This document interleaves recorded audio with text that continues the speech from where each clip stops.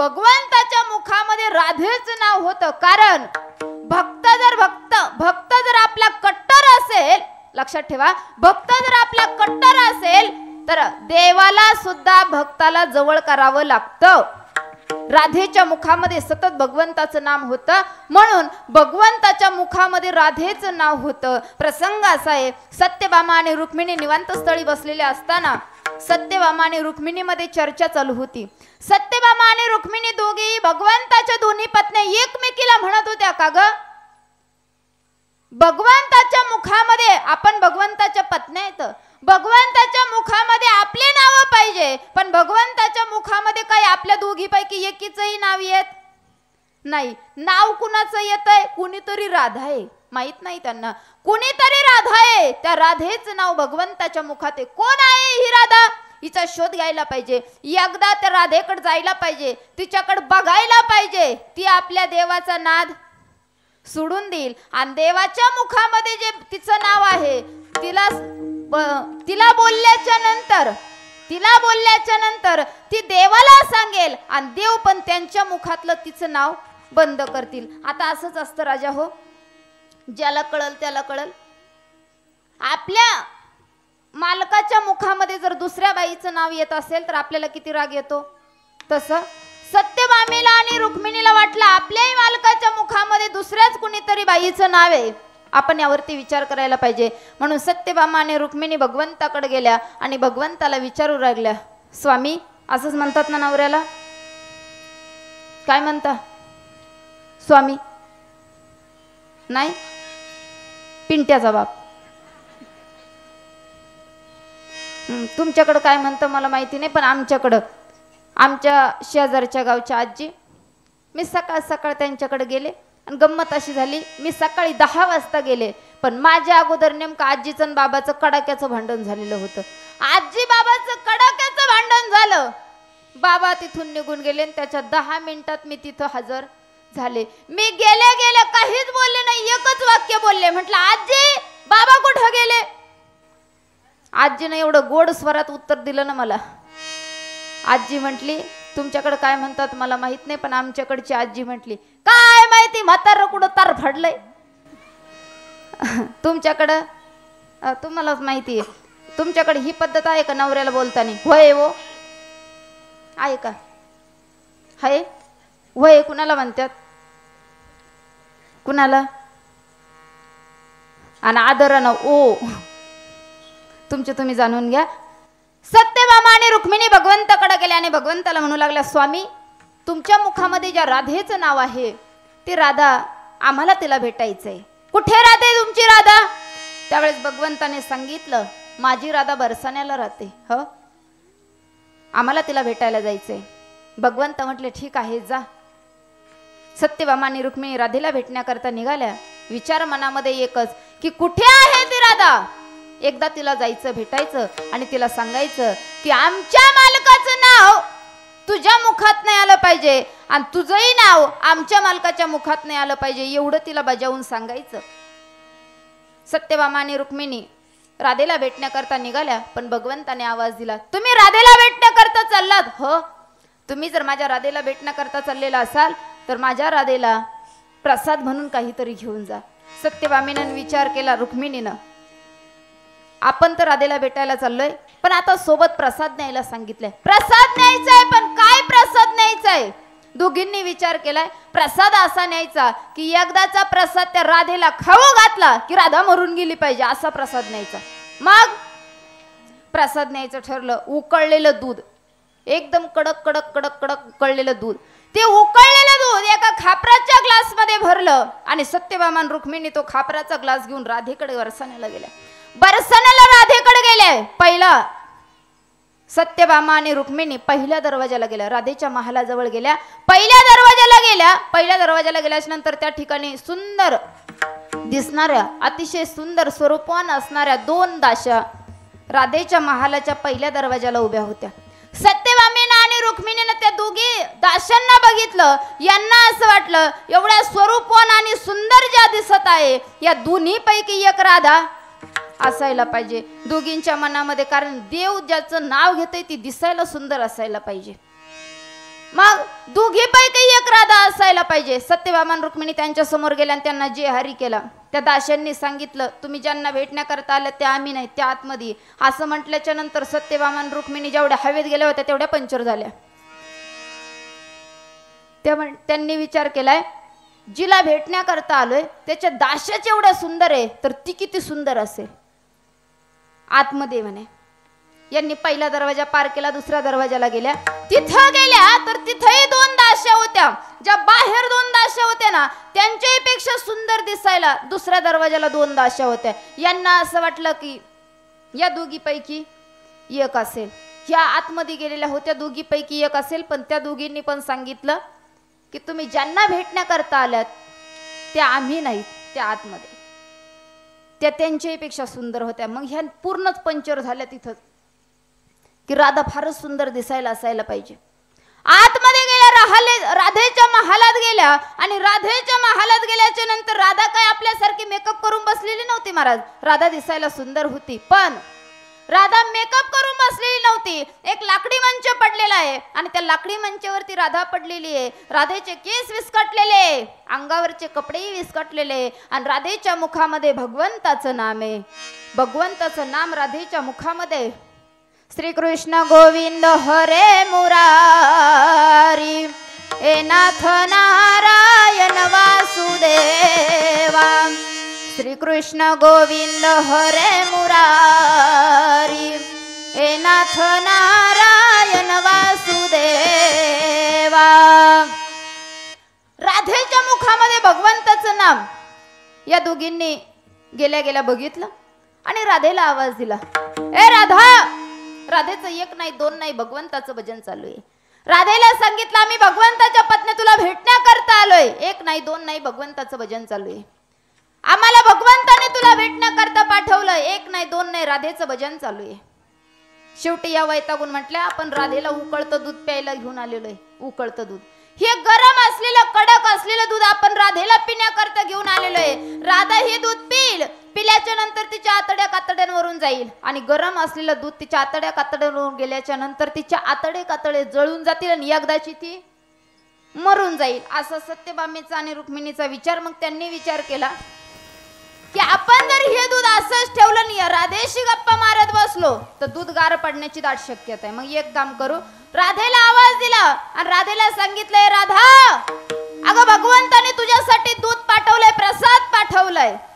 राधा ताटकन उठली. यांच्या हातामध्ये असणारं खापराचं भांड घेतलं.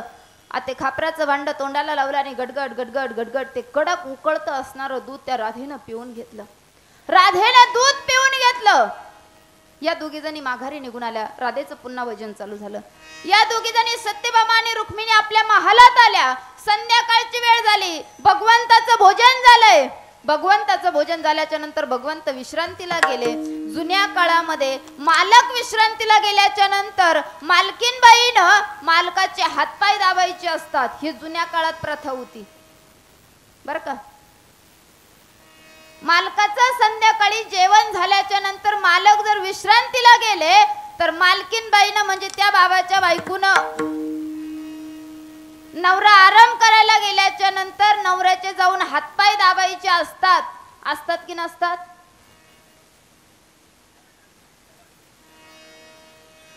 आता उलट झालंय.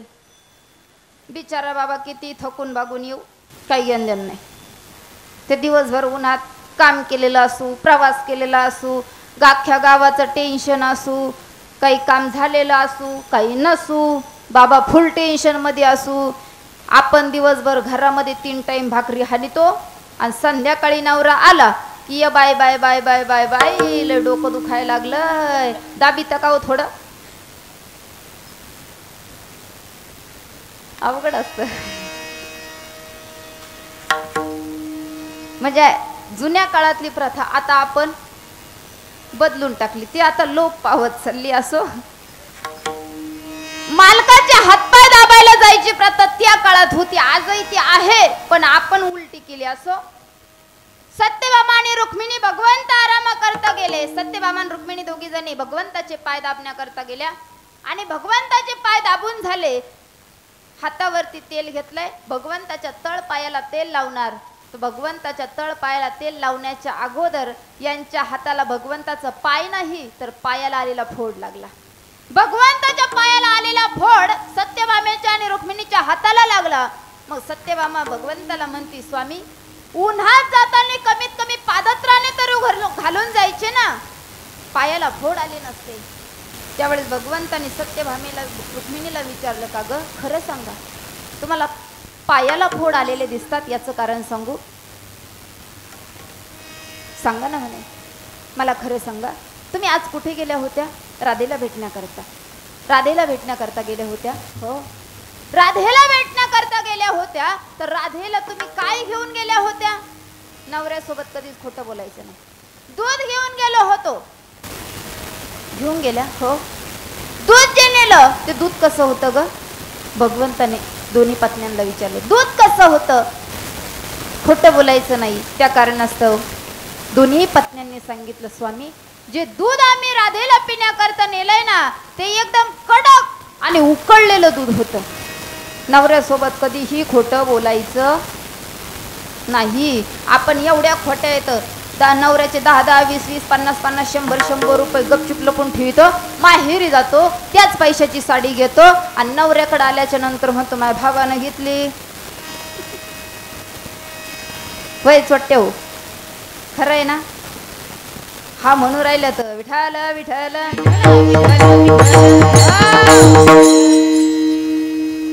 भगवंताने विचारले, गरम दूध होतं? हो.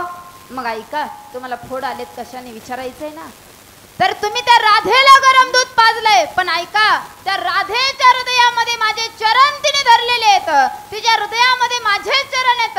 तुम्हाला असं वाटलं होतं राधा ते दूध पिली आणि पेल्याच्या नंतर ते दूध तिच्या आतड्या कातड्यांवरून जाईल, पण ते दूध तिच्या आतड्या कातड्यांवरून न जाता माझे चरण त्या राधेच्या हृदयात असल्या कारणानं जे दूध तुम्ही गरम नेलं होतं ना, तर ते माझ्या चरणावरून गेलं आणि जे दूध गरम होतं त्याचा परिणाम राधेवर नाही तर माझ्या पायावरती झालाय. दृष्टांत संपला. सिद्धांत यातून एकच आहे की राधेची जी भक्ती होती ती अगाध भक्ती होती. राधेच्या अंतःकरणामध्ये भगवंताचे चरण होते. असं आपण जरी भगवंताची अगाध भक्ती केली आणि आपल्या जर हृदयामध्ये भगवंताचे चरण धरले ना, तर निश्चित भगवान परमात्मा आपल्यावरती आलेल्या संकटाचं निरसन करेल. कारण मागे पुढे उभा राहे संभाळित आणि आली अगाध. हा, त्या भगवंताने आपलं रक्षण करावं वाटतंय ना, तर त्या भगवंतावर प्रेम करा. प्रेम केल्याच्या नंतर समाधानाची प्राप्ती होईल आणि त्या प्रेमामध्ये तुम्हाला सुख तर मिळणार आहे. राजा हो, अभंगाचं दुसरं प्रेम सुख देई, प्रेम सुख देई, प्रेम सुख देई, प्रेम सुख देई, प्रेम सुख देई, प्रेम सुख देई, प्रेम सुख देई, प्रेम सुख देई,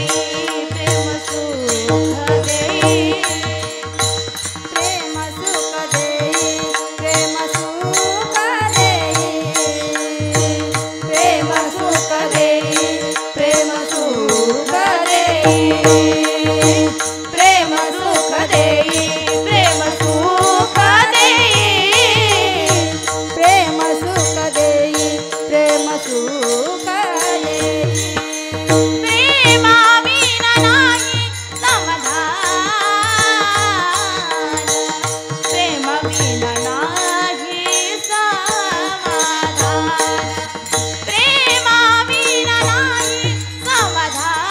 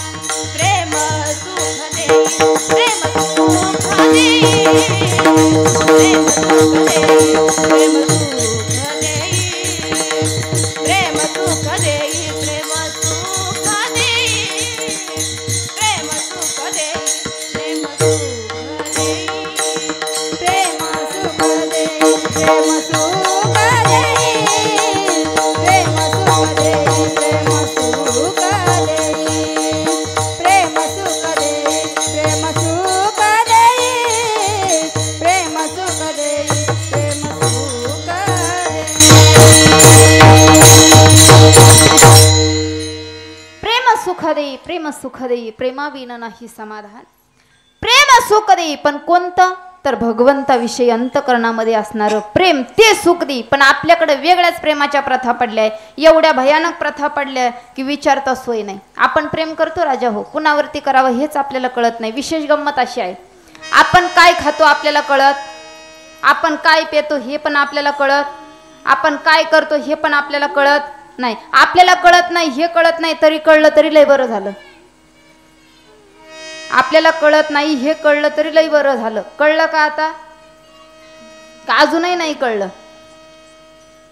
ठीक आहे, कळलं तर कळलं, नाही तर नाही नाही कळलं. विठाल विठाल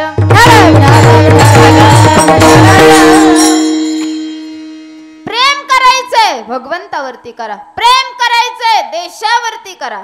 खरा तो एकची धर्म जगाला प्रेमार पावे. प्रेम जगावरती करा, पुन्हा जगावरती प्रेम करा, भगवंतावरती करा. संसारावरती किती जरी प्रेम केलं तरी संसारातली कुठलीच गोष्ट आपल्याला संकटात गुंतल्याच्या नंतर सोडू शकत नाही. तुम्हाला वाटत असेल आपल्याकडे भरपूर पैसा आहे, रावणाकडे लय पैसा होता रावणाकडे, पण त्यातला काहीच रावणाच्या शेवटी कामाला आला नाही. शुद्ध कांचनाची 7 कोटी घरं एकट्या रावणाची होती. किती? शुद्ध कांचनाची 7 कोटी, 7 कोटी घरं शुद्ध सोन्याची एकट्या राजा रावणाची होती. आपलं एकच घर त्याचंही भिताड दिल्लं झालं. आपण रावणाची बरोबरी करू शकत नाही, एवढी प्रॉपर्टी त्या रावणाची होती. काही काही लोक पेटे मास्तर काका कुणाची बरोबरी करतात, कुणाची करतात. हा, मला एक जण म्हटलं, ताई तुम्ही काय कुणाची परिस्थिती सांगता, मला 900 एकर जमीन, मला 900 एकर जमीन. मी म्हटलं येड्यात नको काढू तुम्हाला, अरे रावणाची हागंदारी 900 एकराची होती. लोक कुठेही डोकं लावतात. एक जण मला म्हटलं रावणाच्या घरात राशन किती लागत असं. मी म्हटलं तू तो घराचा आधार घे. लोक लय विचित्र असतात, कुणाचंही माप काढतात, कुणाचंही. बाकीच्यांचं सोडा, काही काही कीर्तनकाराचे सुद्धा माप काढतात. कोण काय करायला येईल सांगता येत नाही. म्हणून प्रेम करा, भगवंतावरती प्रेम करा, भगवंतावरती प्रेम करा. देव या मृत्यूलोकामध्ये आहे, देव या सृष्टीवरती आहे, देव या भूतलावरती आहे. तो फक्त आपल्याला मानायचा आहे, जाणून घ्यायचा नाही. देव जाणून घेण्याची गरज नाहीये, कारण देव जर जाणायचं म्हटलं तर तो बघावा लागेल. आणि देव आपल्याला दिसेल का सहजासहजी? नाही दिसू शकत. देव मानायचा आहे. कसा मानायचा आहे? आपण कधी कधी बोलता बोलता म्हणतो की माझ्या आजोबा पंजोबांनी माझ्यासाठी भरपूर प्रॉपर्टी कमवून ठेवली, बरोबर ना? माझ्या आजोबा पंजोबांनी माझ्यासाठी भरपूर प्रॉपर्टी कमवली, आजोबा पंजोबांनी कमवली. पण ते पंजोबा आहेत का आता? नाही, पण ते होते म्हणून त्यांनी कमवून ठेवली ना. तद्वत आपण म्हणायचंय की माझा देव या मृत्यूलोकामध्ये, या भूतलावरती माझा देव आहे, देव आहे हे म्हणायचे. कारण देव आहे म्हणून आपण, जसे आजोबा पंजोबा होते म्हणून आपण आहोत ना, तद्वत देव आहे म्हणून सगळी सृष्टी चालते. देव मानायचा आहे. जसे आजोबा पंजोबा होते आपण मानतो ना, तद्वत देव मानायचा आहे. देव बघण्याची गरज नाहीये. आणि देव जर बघायचा असेल तर आत्ता नाही, पण कीर्तन झाल्याच्या नंतर सिस्टीमवाल्यांकडे जायचं आणि तिथं गेल्याच्या नंतर त्यांच्याकडे लाईटीचा बोर्ड तर असतोच. डायरेक्ट जायचं आणि लाईटीच्या बोर्डाच्या बटनात बोर्ड घालायचं. डायरेक्ट देवाची तुमची मधी स्टॉप सुद्धा. काही काही लोक फार विचित्र असतात. काही अहो, एक लक्षात ठेवा, जगात नित्य ब्रह्म सत्य आहे. जे जे डोळ्यांनी दिसतंय ते मिथ्य आहे, ते नाश पावणार आहे, पण ब्रह्मतत्व सत्य आहे. म्हणून त्या देवावरती प्रेम करा. विठ्ठल विठ्ठल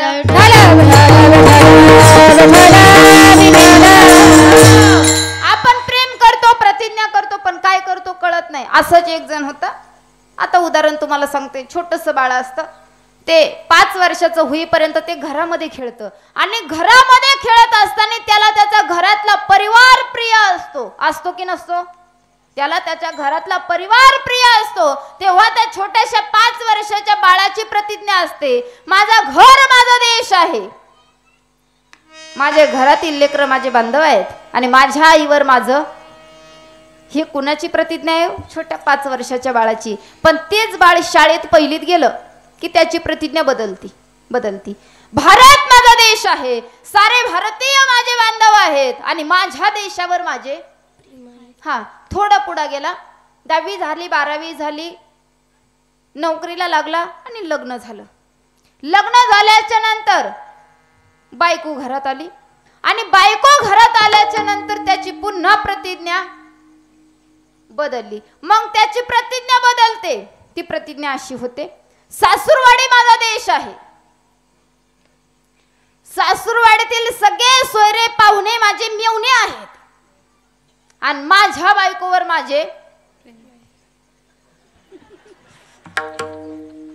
खरंय. प्रतिज्ञा बदलते. प्रतिज्ञा बदलू नका हो. प्रेम करा, देशावरती करा. प्रेमात आनंद आहे, सुख आहे, पण ते प्रेम आपण देवावरती करतो ना, तर त्याच्यावरती विश्वास असणं अत्यंत गरजेचं आहे आणि त्या प्रेमामध्ये आम्हाला आनंद प्राप्त होईल. पण ते प्रेम करण्याकरता अगोदर नाथबाबा सांगतात की गळ्यामध्ये पवित्र तुळशीची माळ असायला हवी. गळ्यामध्ये पवित्र तुळशीची माळ असायला हवी. जसं नाथबाबा उदाहरण देऊन सांगतात की सौभाग्यवती स्त्री आहे, तिच्या कपाळाला कुंकू आहे, तिच्या गळ्यामध्ये पवित्र मंगळसूत्र आहे, तिला कुणीतरी मालक आहे. पण ज्या बाईच्या गळ्यामध्ये मंगळसूत्र नाही, कपाळाला कुंकू नाही, तिला मालक नाही. ज्या बाईला मालक आहे, जिच्याकडे सौभाग्य आहे, जिला मालक आहे, तिच्यावरती कुठलं जरी संकट आलं तर त्याचं निरसन करण्याचं काम त्या बाईच्या मालकाचं आहे. तसं आपल्या गळ्यामध्ये जर पवित्र माळ असेल, कपाळाला जर गोपीचंदनाचा टिळा असेल, तर आपल्यावरती आलेल्या संकटाचं निरसन करणं हे काम कुणाचं आहे? आपल्या मालकाचं आहे. मग आपल्याला मालक असावा असं जर वाटत असेल ना, तर गळ्यात पवित्र तुळशीची माळ घाला, कपाळाला गोपीचंदनाचा टिळा लावा. सौभाग्यवती स्त्रीनं किती थोडासा जरी शृंगार केला तरी तो तिला शोभतो, बरोबर ना? सौभाग्यवतीनं थोडासा जरी शृंगार केला तरी तो तिला शोभतो. पण माफी मागून वाक्य वापरेल, जर एखादी रांडव स्त्री असेल, तिने किती जरी शृंगार केला तर तो तिला शोभेल का?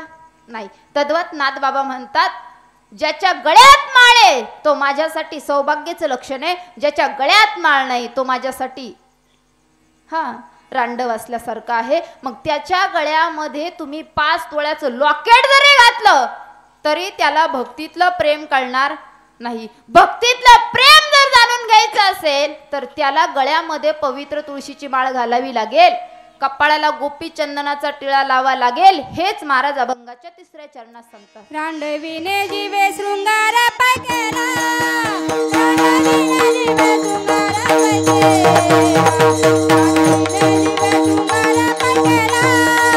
रांडविने जीवे शृंगार पैकेला,